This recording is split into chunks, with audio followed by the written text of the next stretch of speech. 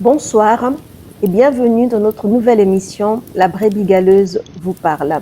Je suis Nancy et aujourd'hui, en ce 1er novembre 2025, j'aimerais vous partager un enseignement autour de la thématique du feu.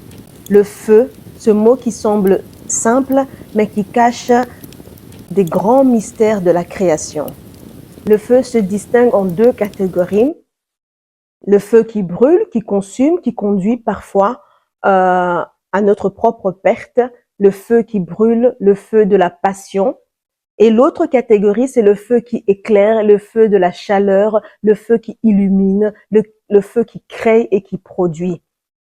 Nous allons d'abord commencer avec la première catégorie, celle du feu qui brûle, qui consume, du feu qui détruit.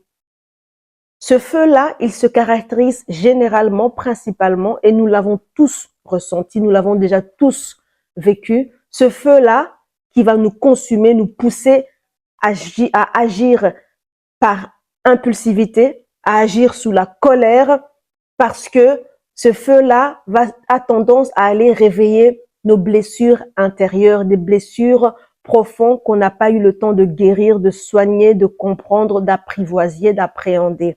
C'est ce feu-là qui souvent nous conduit à notre propre perte, à notre propre ruine, qui nous conduit parfois à détruire nos propres entreprises. Ce feu-là incontrôlé, le feu de l'impulsivité, le feu de la colère, ce feu-là non maîtrisé. Quand ce feu intérieur n'est pas maîtrisé, il peut détruire les relations, il peut détruire ta propre vie, il peut détruire la vie des autres. Quand on ne maîtrise pas ce feu intérieur, ce feu qui habite en chacun de nous.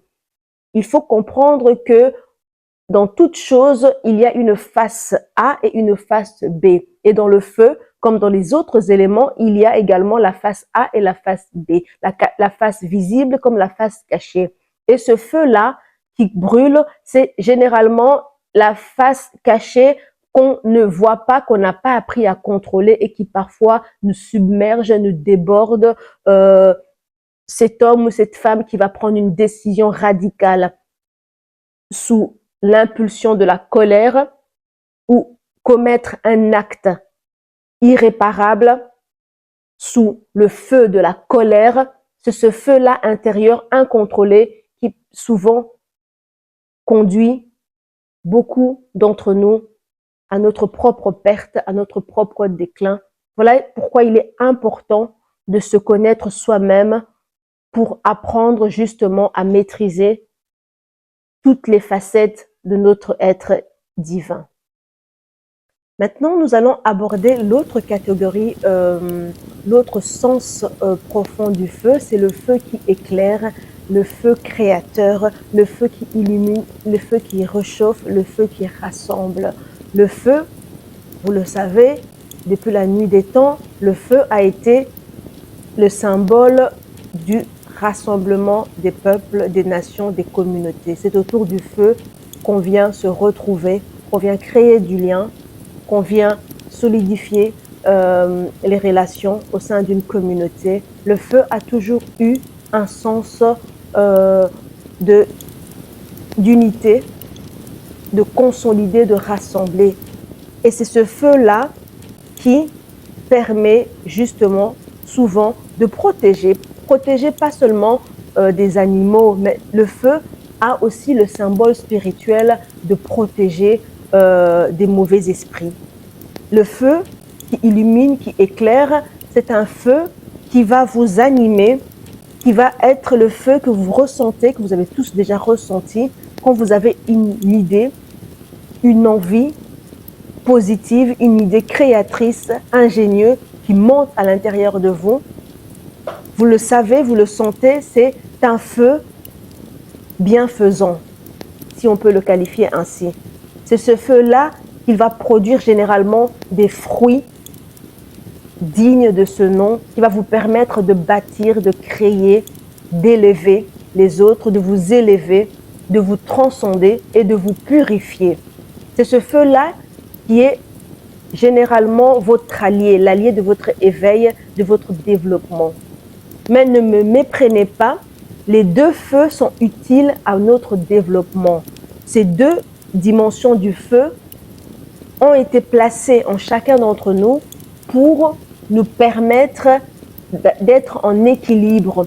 Le feu qui brûle et qui consume est souvent nécessaire car, comme le dit, il est important parfois d'apprendre de renaître de ses cendres. Donc le feu qui brûle, qui consume, parfois il est nécessaire qu'il soit présent et actif en nous quand il est contrôlé, quand il est activé en pleine conscience, en plein éveil. Ce feu qui brûle, qui consume, qui détruit, doit être utilisé avec conscience parce qu'il est utile de l'avoir et d'en faire usage à bon escient en étant pleinement conscient que le feu qui consume doit être orienté, ciblé, et le feu qui éclaire, qui illumine, qui chauffe doit être là pour vous permettre de créer, de progresser, de vous élever et d'élever ceux qui sont liés à votre destinée, à votre chemin de vie. Voilà pourquoi il ne faut pas rejeter ou voir d'un mauvais œil le feu qui consume, le feu de la colère. Parfois, le feu de la colère est un bon feu qui vous permet parfois de sortir des relations toxiques, des situations difficiles. Donc ce feu-là, il n'est pas à rejeter et à voir négativement dans son entièreté, mais l'appel d'aujourd'hui est que ce feu qui vous anime, vous devez le comprendre lorsque ça monte en vous, savoir distinguer quel type de feu est en train de vous animer, quel type de feu t'anime en ce moment. Quand tu poses une action, quelle énergie, que ressens-tu comme énergie, que ressens-tu comme énergie, comme feu qui t'anime, qui bouillonne en toi. Et quand tu arrives à distinguer le feu qui t'anime en ce moment-là, tu sais parfaitement orienter ton action, tu sais parfaitement créer ce que tu dois créer en ce moment parce que tu as conscience du feu qui t'anime en ce moment-là. Tu sais si c'est un feu qui est venu pour consumer, et là tu sais l'orienter pour consumer ce qui est utile, parce que le feu qui consume parfois dans l'agriculture, on a besoin du feu. Il y a certains types d'agriculture où on produit, on cultive grâce au feu, grâce aux cendres. Donc tout ça, c'est pour vous dire que le feu qui va consumer n'est pas toujours mauvais, mais il doit être utilisé de manière consciente, en plein éveil, en pleine conscience, pour ne pas que ce feu-là puisse tout radier, tout éradiquer, tout éliminer dans notre vie, dans votre vie. C'est pour ça qu'il faut prendre conscience de la dimension profonde du feu et apprendre à vous observer, à observer le feu intérieur. Quand il s'allume en vous, distinguer que c'est ce type de feu qui s'est allumé ou c'est l'autre catégorie de feu qui s'est allumé. Alors comment je vais, moi, en tant que maître de mon destin, maître de ma destinée, comment moi je vais orienter ce feu afin qu'il puisse atteindre son objectif et que je puisse sortir de chaque situation élevé et plus fort qu'avant.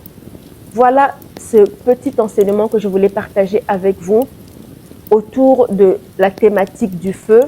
Si cette question, ce sujet, cette thématique vous a intéressé et que vous voulez aborder ça en profondeur, dites-le moi en commentaire ou envoyez-moi un message en privé afin qu'on puisse discuter directement de manière individuelle et personnalisée sur la thématique du feu dans votre vie, comment vous l'avez expérimenté, comment vous l'avez vécu, est-ce que vous avez des regrets sur certaines actions que vous avez posées sous l'impulsion du feu qui consume, qui a détruit certaines de vos relations, de vos projets ou de vos créations, ou bien vous voulez partager une expérience positive autour de ce feu qui éclaire, qui réchauffe. Vous êtes les bienvenus en commentaire ou en message privé personnalisé.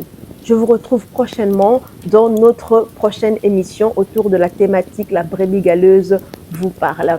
Je vous remercie et bon début en ce début du mois de novembre, bon mois de novembre 2025. À bientôt, Nancy.